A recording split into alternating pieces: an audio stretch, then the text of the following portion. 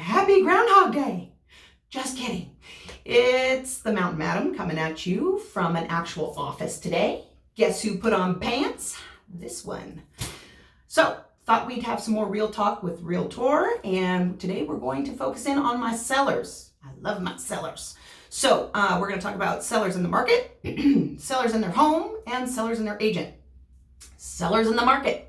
The market today, of course, is a little bit crazy, but things are still moving, and sellers are still putting their house on the market, and the buyers are still coming to come see them because they have nothing else to do. So it's been good. But the name of the game in this market is flexible. So I hope you guys went online shopping.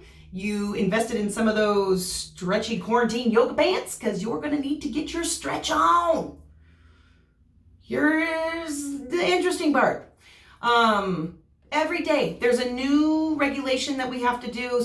One day buyers can't come in your home, one day they can. One day you can't do open houses, and still we can't do open houses. There's all these changes happening all the time, and we try and prepare you for what is going to happen on the market, but it is a doozy right now. So just bear with us, make sure you have someone you trust, and you will get through it. You just have to be able to be flexible, okay? Sellers in their home. I know this is the hardest part, right? Because you guys have worked so hard on your homes.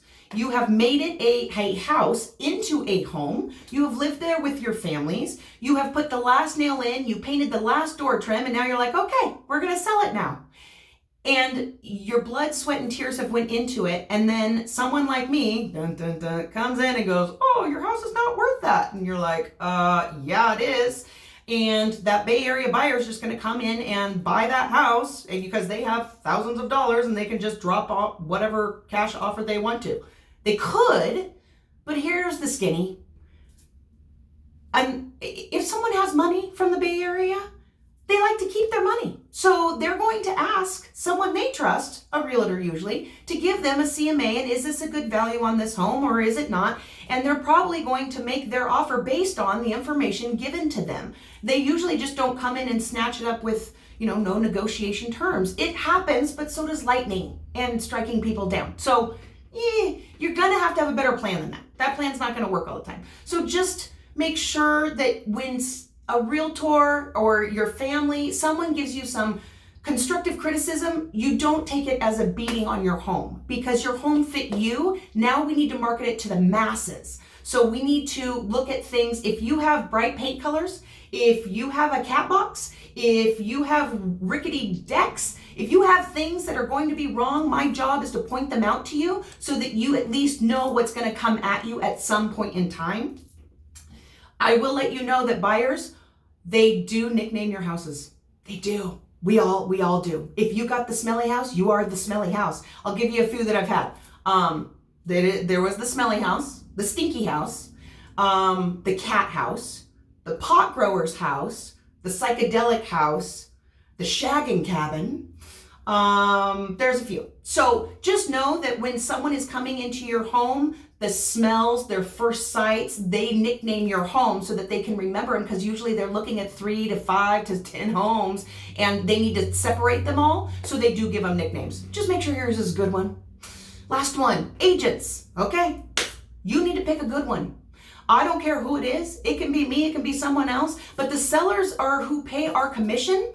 So the relationship between sellers and their agents is one of the most precious things. I think it's the best compliment I could have, that someone is going to allow me to market their home, to get in their home, to give them feedback, to help them get from point A to point B. That is my job, and I take it very seriously, as crazy as I am.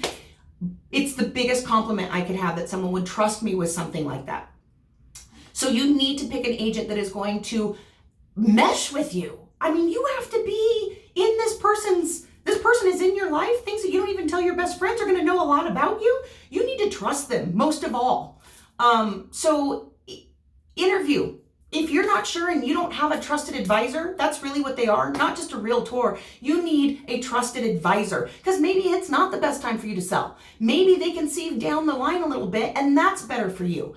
Because an agent that has your best interest at heart is not going to just sell, sell, sell. They are going to tell you what you really need to do to prepare for this type of move to have you in the best light. Because the name of the game, and I'll speak for me, is that I need your referrals. I need you to refer me to your family and friends, and I'm not going to get that if I advise you wrongly. So just make sure that you interview, you ask them about how are they going to market this home, especially now. They need to have new inventive ideas. They need to be able to change. They need something better than just I'll stick your house in a magazine or in a newspaper. That's not going to work. So you need to know what their marketing plan is. You need to know what their social media plan is. You need to know all different aspects of how this person works. So write down what's important to you, because what is important to you is not going to be important to somebody else. So you just need to have a clear picture of that, interview a few, and then pick one and stick with them. Okay? Stick with them.